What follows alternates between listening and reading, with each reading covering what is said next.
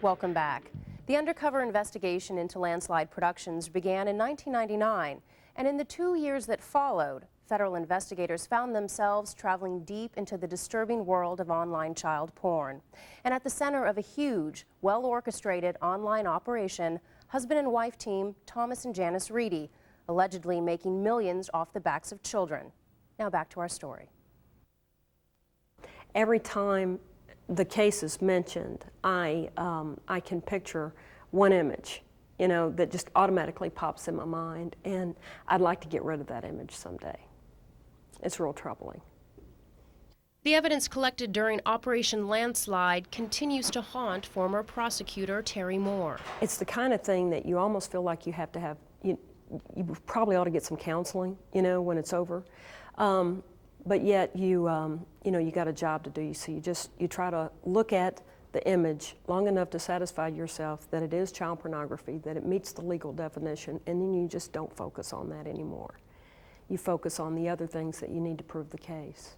And investigators collected plenty of other evidence to focus on. When authorities raided the Landslide offices in Fort Worth, Texas, and the Reedy's home, they found the smoking gun.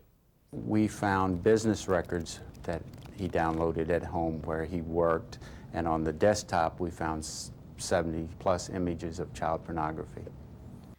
Nestled among those business records, U.S. Postal Inspector Michael Meade says investigators uncovered emails like this one, sent by Landslide's bookkeeper, Janice Reedy.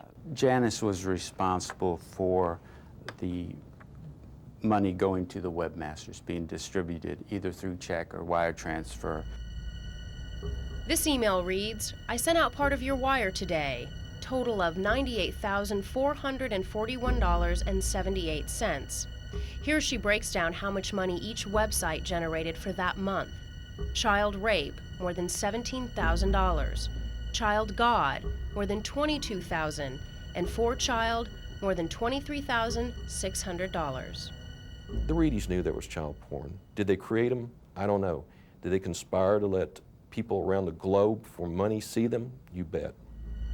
In April 2000, Thomas and Janice Reedy were arrested and charged with possession of child porn and conspiracy to distribute child porn.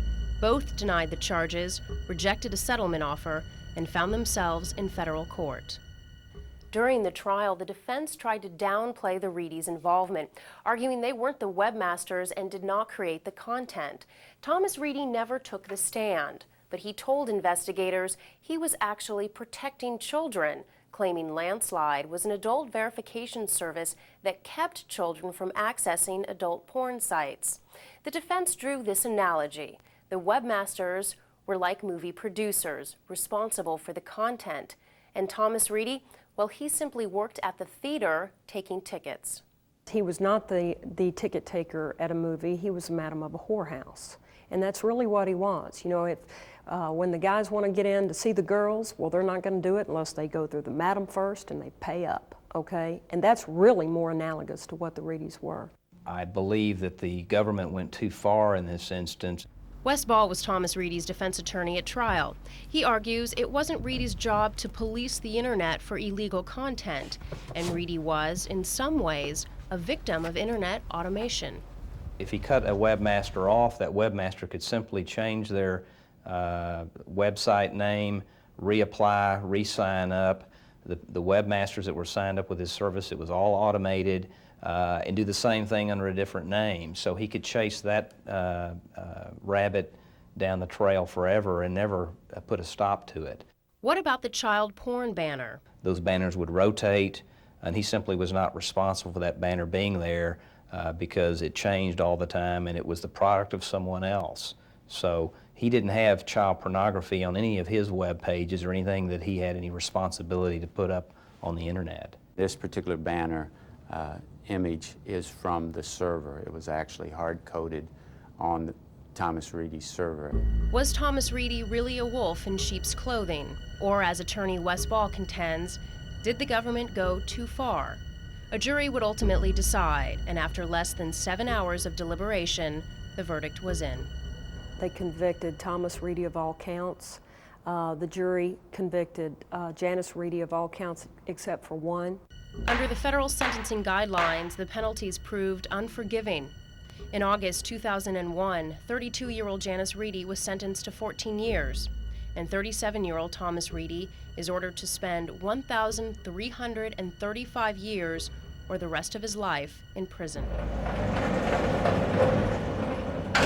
I do think the outcome was overwhelmingly too harsh for the conduct that Mr. Reedy engaged in. He's aiding in the molestation of a child. If some pedophile looks at that image and gets turned on and goes and molests a child, Thomas Reedy is responsible for that, just as the person doing the act is. So does my heart break that he got 1,335 years? Not 1 second does it break.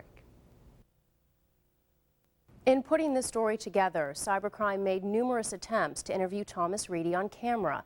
Both he and his current attorney agreed, but at the last minute, the warden at Beaumont Federal Prison in Texas refused to allow us inside, citing concerns over Reedy's safety. I was, however, able to speak with Thomas Reedy's father, Forrest, who says Thomas is appealing his life sentence and said, quote, "Thomas knows he's right. All he had was an age verification service." Unsettling to many, the Reedys have a 9-year-old daughter who is now living with Janice's family. Meantime, the government is going after individual subscribers to the child porn sites accessible through Landslide. Upwards of 35,000 individual usernames in the U.S. were obtained from the Reedy's computer database. So far, Operation Avalanche has netted more than 100 arrests. After the break, encrypting an email is one thing, but are terrorists using the power of steganography to hide the very fact that the message exists at all? The danger continues to increase because the ability to hide more and more information in this larger and ever-growing haystack continues to increase.